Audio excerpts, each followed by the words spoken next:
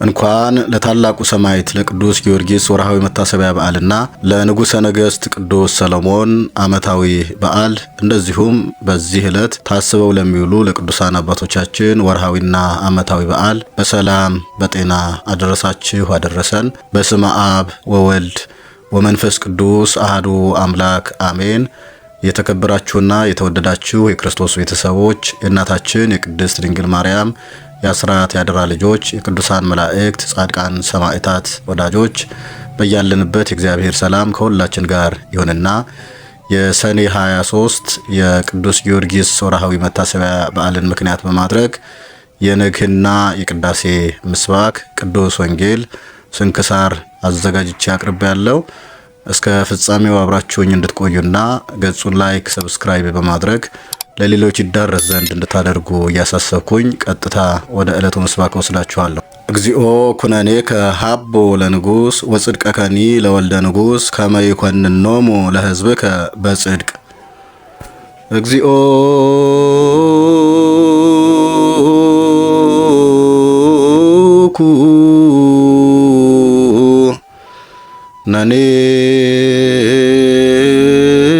ኩነኔከ ሀቦ ለንጉሥ ወጽድቀከኒ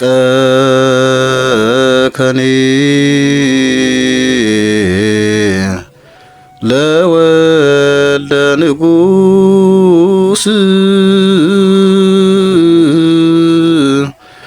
ከመ ይኮንኖሙ ለሕዝብከ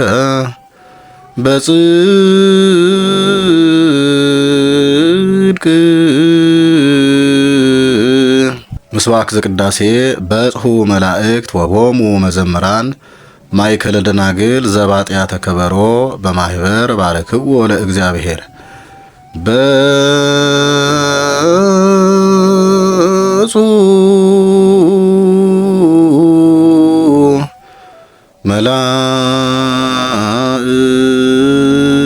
መላእክት ወቦሙ መዘምራን ማእከለ ደናግል ዘባጥያተ ከበሮ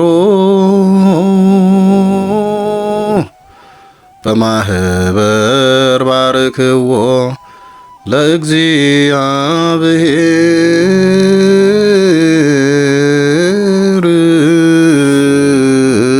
ባርክ ነገረ ዘእም ወንጌለ ማቴዎስ ረድእከ ወሐዋርያከ ለክብረ መንግሥትከ ለከ ይደሉ ስባሄ እምድር እስከ አርያም ለዓለመ ዓለም አሜን። የቅዱስ ማቴዎስ ወንጌል ምዕራፍ 11 ቁጥር 12 እስከ ፍጻሜ ያለው ነው። ከመጥምቁ ከዮሐንስ ዘመን ጀምሮ እስከ ዛሬ ድረስ መንግሥተ ሰማያት ትገፋለች፣ ግፈኞችም ይናጠቋታል። ነቢያት ሁሉና ሕጉ እስከ ዮሐንስ ድረስ ትንቢት ተናገሩ። ልትቀበሉትስ ብትወዱት ይመጣ ዘንድ ያለው ኤልያስ ነው። የሚሰማ ጆሮ ያለው ይስማ። ነገር ግን ይህን ትውልድ በምን እመስለዋለሁ? በገበያ የሚቀመጡትን ልጆች ይመስላሉ። እነርሱም ባልንጀሮቻቸውን እየጠሩ እንቢልታ ነፋንላችሁ፣ ዘፈንም አልዘፈናችሁም፣ ሙሾ አወጣንላችሁ፣ ዋይ ዋይም አላላችሁም ይሏቸዋል። ዮሐንስ ሳይበላና ሳይጠጣ መጣ፣ እነርሱ ግን ጋኔን አለበት አሉት። የሰው ልጅ እየበላና እየጠጣ መጣ፣ እነርሱም እነሆ በላተኛና የወይን ጠጅ የቀራጮችና የኃጢአተኞች ወዳጅ ይሉታል። ጥበብም በልጆቿ ጸደቀች። በዚያን ጊዜ የሚበዙ ተአምራት የተደረገባቸውን ከተማዎች ንስሐ ስላልገቡ ሊነቅፋቸው ጀመረ። እንዲህም አለ፣ ወዮልሽ ኮራዚ፣ ወዮልሽ ቤተሳይዳ! በእናንተ የተደረገው ተአምራት በጢሮስና በሲዶና ተደርጎ ቢሆን ማቅ ለብሰው አመድም ነስንሰው ከብዙ ጊዜ በፊት ንስሐ በገቡ ነበርና። ነገር ግን እላችኋለሁ በፍርድ ቀን ከእናንተ ይልቅ ለጢሮስና ለሲዶና ይቀልላቸዋል። አንቺ ቅፍርናሆም እስከ ሰማይ ከፍ ከፍ አልሽን? ወደ ሲኦል ትወርጃለሽ። በአንቺ የተደረገው ተአምራት በሰዶም ተደርጎ ቢሆን እስከ ዛሬ በኖረች ነበረ። ነገር ግን እላችኋለሁ በፍርድ ቀን ከአንቺ ይልቅ ለሰዶም ሀገር ይቀልላታል። በዚያን ጊዜ ኢየሱስ መልሶ እንዲህ አለ፣ አባት ሆይ የሰማይና የምድር ጌታ ይህን ከጥበበኞችና ከአስተዋዮች ሰውረህ ለሕፃናት ስለገለጥክላቸው አመሰግንሃለሁ። አዎን አባት ሆይ ፈቃድህ በፊትህ እንዲሁ ሆኗልና ሁሉ ከአባቴ ዘንድ ተሰጥቶኛል። ከአብ በቀር ወልድን የሚያውቅ የለም፣ ከወልድም በቀር ወልድም ሊገልጥለት ከሚፈቅድ በቀር አብን የሚያውቅ የለም። እናንተ ደካሞች ሸክማችሁ የከበደ ሁሉ ወደ እኔ ኑ፣ እኔም አሳርፋችኋለሁ። ቀንበሬን በላያችሁ ተሸከሙ፣ ከእኔም ተማሩ፣ እኔ የዋህ በልቤም ትሑት ነኝና ለነፍሳችሁም ረፍት ታገኛላችሁ። ቀንበሬ ልዝብ ሸክሜም ቀሊል ነውና፣ ሰማይና ምድር ያልፋል ቃሌ ግን አያልፍም አለ ጌታ ለደቀ መዛሙርቱ። ከዚህ በማስቀጠል የዕለቱን ስንክሳር እናደምጣለን። ወደ ዕለቱ ስንክሳር። አንድ አምላክ በሆነ በአብ በወልድ በመንፈስ ቅዱስ ስም ሰኔ 23 በዚህች ቀን በእስራኤል ሁሉ ላይ የነገሰ የዳዊት ልጅ የሰሎሞን የዕረፍቱ መታሰቢያ ነው። የዚህ ሰሎሞንም የእናቱ ስም ቤርሳቤህ ነው። ዳዊትም ሕግ ተላልፎ ከእርሷ ጋር ስለመበደሉ ባሏንም ስለማስገደሉ ጌታ በገሰጸው ጊዜ ንስሐ ገብቶ መሪር ልቅሶን አለቀሰ። ጌታም ንጹሕ ስለሆነ ንስሐውን ይቅር አለው። ከዚህም በኋላ በእግዚአብሔር ፈቃድ እርሷን አገባትና ሰሎሞንን ወለደችው። ንጉሥ ዳዊትም ከእርሱ በኋላ ልጇ ሰሎሞን እንዲነግስና በዙፋኑ ላይ እንዲቀመጥ ቃል ገባላት። እንዲህም ሆነ፣ ሰሎሞን 12 ዓመት በሆነው ጊዜ አዶንያስ እነግሳለሁ ብሎ ተነሳ። ምክሩም ሁሉ ከሶርያ ልጅ ከኢዮአብና ከካህኑ አብያተር ጋር ሆነ። እነርሱም አዶንያስን ተከትለው ረዱት። አዶንያስም በሮጌል ምድር ምንጭ አጠገብ ባለ በኤልቲ ዘዘኤልቲ ላይ ፍየሎችን በጎችንና ላሞችን አርዶ የንጉሥ አሽከሮች የሆኑ የይሁዳ አርበኞችን ሁሉና የንጉሱን ልጆች ወንድሞችን ሁሉ ጠራ። ከዚህ በኋላ አዶንያስ ይህንን እንዳደረገ ለቤርሳቤህ በነገሯት ጊዜ ወደ ንጉሥ አዳራሽ ውስጥ ገብታ ለንጉሥ ሰገደች። ንጉሥ ዳዊትም ምን ሆንሽ አላት። ጌታዬ ንጉሥ ሆይ ልጅ ሰሎሞን ከኔ በኋላ ይነግሳል፣ በዙፋኔም ላይ ይቀመጣል ብለህ ለእኔ ለባሪያህ በፈጣሪ በእግዚአብሔር ስም አንተ ማልክልኝ። እነሆ ዛሬ አዶንያስ ነገሰ። ጌታዬ ንጉሥ ሆይ አንተ ግን አላወቅም አለችው። ከንጉሱም ጋር ገና ስትነጋገር ነቢዩ ናታን መጣ። ለንጉሱም ናታን መጣ ብለው ነገሩት። ወደ ንጉሱም በገባ ጊዜ በምድር ላይም በግንባሩ ተደፍቶ ሰገደ። ነቢዩ ናታንም ከኔ ቀጥሎ አዶንያስ ይንገስ፣ በዙፋኔም ላይ ይቀመጥ ያልክ አንተ ነህን? ዛሬ ወርዶ በጎችንና ብዙ ፍየሎችን አርዶ የሰራዊት አለቆችንና የንጉሥ አሽከሮችን ሁሉ ካህኑ አብያተርንም ጠርቷልና በፊቱም ይበላሉ ይጠጣሉ፣ አዶንያስ 1000 ዓመት ይንገስ ይሉታል አለው። ዳዊትም መልሶ ቤርሳቤህን ጥሯት አለና ጠሯት። ገብታም በንጉሥ ፊት ቆመች። በእግዚአብሔር ፊት እንደማልኩልሽ አሁንም በዚህች ቀን እንደዚሁ እንዳደርግ ሰውነቴን ከመከራዬ ሁሉ ያዳናት የእስራኤል አምላክ እግዚአብሔር ሕያው ነው ብሎ ማለ። ቤርሳቤህም አንገቷን ደፍታ በግንባሯ በመሬት ወድቃ ለንጉሥ ሰገደች። ጌታዬ ንጉሥ ዳዊት ለዘላለም ኑር አለች። ንጉሥ ዳዊትም የዮዳሄ ልጅ ብንያስንና ካህኑ ሳዶቅን ነቢዩ ናታንንም ግራዝማቹንና ቀኛዝማቾችን ጥሩልኝ አለ።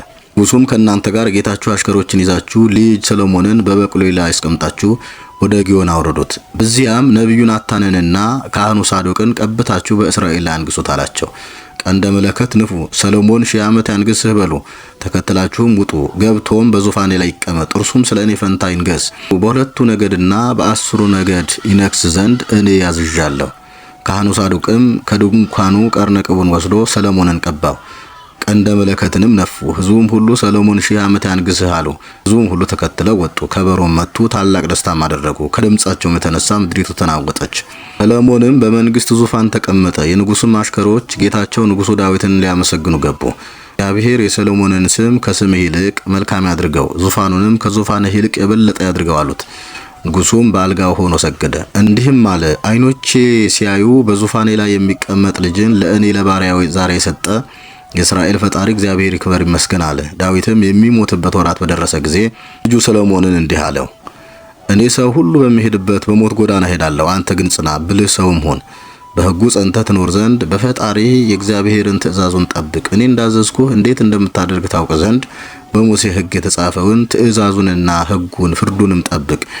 ልጆችህ ሕጌን ቢጠብቁ በፊቴም በፍጹም ልቡናቸው በፍጹም ሰውነታቸው በእውነት ጸንተው ቢኖሩ ከእስራኤል ዙፋን ላይ ሰው አይጠፋብህም ብሎ እግዚአብሔር ለእኔ ነገረኝን ቃሉን ያጸና ዘንድ ጠብቅ ብሎ አዘዘው። ዳግመኛም በኢዮአብና በሳሙኤል ልጌራ ላይ በቀል እንዲያደርግ አዘዘው። እነርሱ እጅግ የከፉና ብዙ ክፋት የሰሩ ነበሩና። ከዳዊት ረፍትም በኋላ ሰሎሞን በዚያ መስዋዕትን ይሰዋ ዘንድ ተነስቶ ወደ ገባኦን ሄደ። ገባኦን ፈጽማ ተሰፋ ነበርና ሰሎሞንም በገባኦን በዚያው መሰዊያ ውስጥ 1000 መስዋዕትን ሰዋ።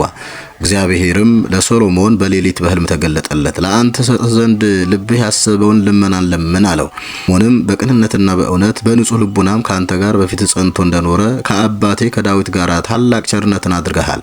ይህችም ቀን ልጁን በዙፋኑ ላይ ታስቀምጠው ዘንድ ይህን ታላቁን ቸርነትህ አጽንተህለታል አለው። አሁንም አቤቱ አንተ ፈጣሪዬ ስለ አባቴ ስለ ዳዊት ፈንታ እኔን ባሪያህን አነገስከኝ። መግቢያዬንና መውጫዬን የማላውቅ ታናሽ ብላቴና ነኝ።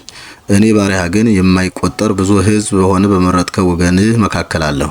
ለዚህ ለብዙ ወገን መፍረድ የሚችል የለምና ሰምቶ ለወገኖች በእውነት ፍርድን ይፈርድ ዘንድ ከክፉ ነገርም ለይቶ በጎ ነገርን ያውቅ ዘንድ ለባሪያ ዕውቀትን ስጠው። ሰሎሞንም ይህን ነገር ለምኖታልና ይህ ነገር እግዚአብሔርን በፊቱ ደስ አሰኘው። እግዚአብሔርም ይህን ነገር ከእኔ ለምንሃልና ላንተም ብዙ ዘመንና ባለጸግነትን አልለመንክምና ጠላቶችህንም አጥፋልኝ ብለህ አልለመንክምና ነገር ግን ፍርድ መስማትን ታውቅ ዘንድ ለምንሃልና እነሆ እንዳልክ አደረግኩልህ። እነሆ ካንተ አስቀድሞ እንዳልነበረ ካንተም በኋላ እንዳንተ ያለ እንዳይነሳ አድርጌ ብልህና አስተዋይ ልቡናን ሰጠሁ። ሰው በመንግስቱ እንዳንተ እንዳልሆነ አድርጌ ያለመንከኝን ባለጠግነትና ክብርንም በዘመን ሁሉ ሰጥሃለሁ አለው። ሰሎሞንም ከእንቅልፉ በነቃ ጊዜ እውነተኛ ህልም እንደሆነ አወቀ። ተነስቶም ወደ ኢየሩሳሌም ሄደ። በጽዮንም በእግዚአብሔር ታቦተ ሕግ አንጻር በመሰዊያ ፊት ቆሞ የሰላም መስዋዕትን አቀረበ። ለሰዎችና ለሱም ታላቅ ግብዣን አደረገ። ጊዜም 2 አመንዝራ ሴቶች ወደ ንጉሱ መጥተው በፊቱ ቆሙ። አንዲቱም ሴት ጌታዬ ስማኝ፣ እኔና ይህች ሴት በአንድ ቤት እንኖራለን፣ በአንድ ቦታም ወለድን። እኔ በወለድሁ በ3ኛው ቀን ይህች ሴት ወለደች። እውነትም እንኖራለን። በዚያም ቤት ከሁለታችን በቀር ከኛ ጋር ማንም አልነበረም። በላዩ ላይ ተጭናዋለችና የዚያች ሴት ልጅ በሌሊት ሞተ። በሌሊት እኩሌታም ተነስታ ተኝቼ ሳለሁ ልጄን ከአጠገቤ ወስዳ በብብቷ አስተኛችው። የሞተውን ልጇንም በአጠገቤ አስተኛችው። ልጄን አጠባ ዘንድ በጠዋት በነቃሁ ጊዜ የሞተ ልጅ አገኘሁ። በነጋም ጊዜ አየሁት፣ እነሆ የወለድኩት ልጅ አይደለም አለች። ያቺ ሁለተኛዋ ሴትም አይደለም፣ ይህ ደህነኛው የኔ ልጅ ነው እንጂ ያንቺ ልጅ አይደለም፣ ያንቺስ የሞተው ነው አለች። በንጉሱ ፊት እንዲህ ተባባሉ። እሱም ሰይፍን አምጡ፣ ደህነኛውን ልጅ ከሁለት ቆርጣችሁ እኩሌታውን ለዚህች እኩሌታውን ለዚያች ስጡ አለ። ስለ ልጇ ማኅፀኗ ታውቋልና ልጇ ደህና የሆነ ያቺ ሴት መልሳ ንጉስን ጌታዬ አይደለም መግደልስ አትግደሉት፣ ደህነኛውን ልጅ ለሷ ስጧት አለችው። ያቺ ሴት ግን አካፍሉን እንጂ ለእኔም ለሷም አይሁን አለች።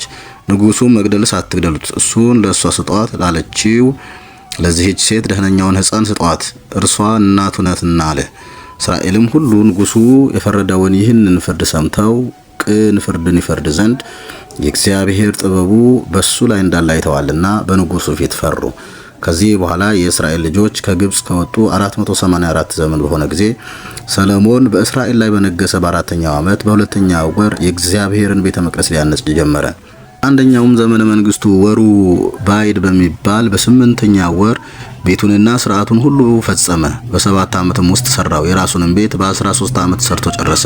ከዚህ በኋላ ሰሎሞን እግዚአብሔር ቤትና የራሱን ቤት በ20 ዘመን ሰርቶ በጨረሰ ጊዜ የእግዚአብሔርን ታቦተ ሕግ ከዳዊት ከተማ ያመጣት ዘንድ ያን ጊዜ እስራኤልን ሽማግሌዎችና የነገድ አለቆች የአባቶቻቸውን ቤት አለቆች ሁሉ በኢየሩሳሌም ሰበሰባቸው። እስራኤልም ሰዎች ሁሉ ወደ ንጉሱ ወደ ሰሎሞን በ7ኛው ወር በጥቅምት ተሰበሰቡ። የእስራኤልም ሽማግሌዎች ሁሉ መጡ። ካህናቱም ታቦቷንና የምስክሩን በምስክሩ ድንኳን ውስጥ ያሉ ንዋየ ቅድሳቱንም ሁሉ ተሸከሙ። ንጉሱና እስራኤል ሁሉ በታቦቷ ፊት ስፍር ቁጥር የሌላቸው በጎችና ላሞችን ይሰዉ ነበር። ታቦቷን ከኪሩቤል ክንፎች በታች በቤቱ ውስጥ ወዳለው ወደ ቅድስተ ቅዱሳን ቦታ አገቧት። ኪሩቤል በታቦቷ ላይ ክንፋቸውን ጋርደዋልና ኪሩቤልም በስተላይ በኩል በቅድስተ ቅዱሳን ላይ ታቦቷን ጋርደዋት ነበር። ከቅዱሳንም ጋር የተያያዙ ነበሩ። ቅዱሳን ኪሩቤል ከፍ ብለው ከቅድስተ ቅዱሳኑ አንጻር ላይ ሆነው ያያሉ፣ በውጭ ግን አይታይም ነበር። ከግብጽ አገር በወጡ ጊዜ እግዚአብሔር ከእስራኤል ልጆች ጋር ቃል ኪዳንን ከገባባቸው ሙሴም በዚያ በኮሬብ ካኖራቸው ከሁለቱ ጽላቶች በቀር በታቦቱ ውስጥ ሌላ አልነበረም። በኋላ ካህናቱ ከቤተ መቅደስ በወጡ ጊዜ ቤተ መቅደሱን ሁሉ ብርሃን ሞላው። የእግዚአብሔር ብርሃን በማደሪያው ቤተ መቅደስ መልቷልና ከብርሃኑ መገለጥ የተነሳ ካህናቱ ስራቸውን መስራትና በፊቱ መቆም ተሳናቸው። ያን ጊዜ ሰሎሞን እግዚአብሔር በደመና ውስጥ እኖራለሁ ብሏል፣ እኔም ለዘላለም የምትኖርበት ማደሪያ ቤተ መቅደስን በእውነት ሰራሁልህ አለ። ንጉሱም ፊቱን መልሶ የእስራኤልን ጉባኤ ሁሉ መረቃቸው። ወደ እግዚአብሔር ረጅም ጸሎትን ጸለየ። ሰሎሞንም ይህን ሁሉ በልመና ወደ እግዚአብሔር ለምኖ በጨረሰ ጊዜ በቱ ተንበርክኮ ከሰገደበት እጆቹንም ከዘረጋበት ከመሰዊያው ፊት ተነሳ። ቆሞም የእስራኤልን ማህበር እንደተናገረ ሁሉ ለወገኖቹ ለእስራኤል እረፍትን የሰጣቸው እግዚአብሔር ይክበር ይመስገን ብሎ በታላቅ ቃል መረቃቸው። ከዚህ በኋላ ንጉሱና የእስራኤል ልጆች ሁሉ በእግዚአብሔር ፊት መስዋዕትን ሰዉ። ሰሎሞንም ለእግዚአብሔር ስለ ሰላም መስዋዕት የሰዋቸው 22000 ላሞችና 120,000 በጎች ናቸው።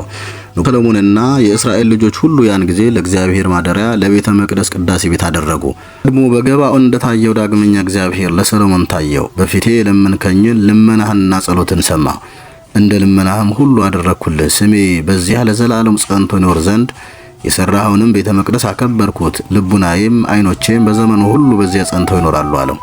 ሰሎሞንም 40 ዘመን ነገሰ። ከመንገሱም በፊት 12 ዓመት ኖረ። መላ ዕድሜውም 52 ዓመት ነበረ። በሰላምም አረፈ።